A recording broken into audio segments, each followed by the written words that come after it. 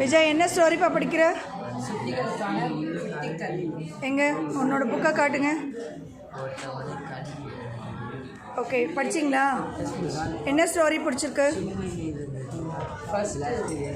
Hari, wait பண்ண, அவன் சொல்லட்டும், அப்புறமா நான் அவனை கேட்குறேன். நல்ல முத்துவும் நத்தையும். சொல்லுங்கள், என்ன ஸ்டோரி அது?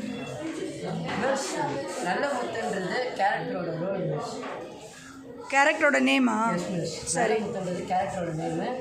படிக்க சொன்னால் படிக்காமல் ஊர் சுற்றிட்டு, அம்மா பேச்சு கூட கேட்காம ஊர் சுற்றிட்டு பசங்களோடு சேர்ந்து ரொம்ப இது பண்ணிகிட்டு இருக்கான்.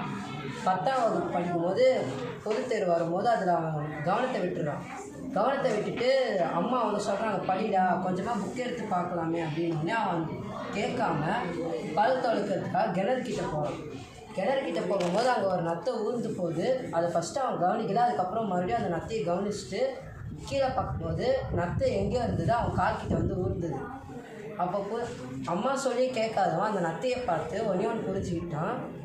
நத்தையே அவங்க வந்து மெதுவாக வந்தாலும் முடிஞ்சதுனால முயற்சி செய்யுது, கடைசி வரைக்கும் அது நம்மளும் முயற்சி செஞ்சால் படித்து நம்மளும் பாஸ் ஆகலாமே அப்படின்னோடனே அவங்க வகுப்பு ஆசிரியர் ஒன்று சொல்லுவாங்க, படி, நல்லா படித்தா தான் மார்க் எடுக்க முடியும், அந்த காலத்தில் யாரும் உனக்கு உதவி செய்ய மாட்டாங்க, நீ படித்து உன் சொந்த காலில் நிற்கணும் அப்படின்னு ஆசிரியர் சொன்ன ஞாபகம் வந்தோடனே அவன் நல்லா படித்து பொதுத் தேர்வில் ஃபஸ்ட் ரேங்க் எடுக்கணும்.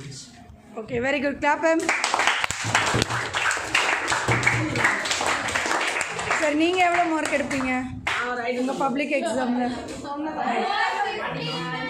விஜய், எவ்வளோ ஸ்கோர் பண்ணுவேன்? இல்லை டோட்டல் சொல்லு. ஒரு 500க்கு எவ்வளோ எடுக்கலாம் அப்படின்னு ஒரு எய்ம் இருக்குது.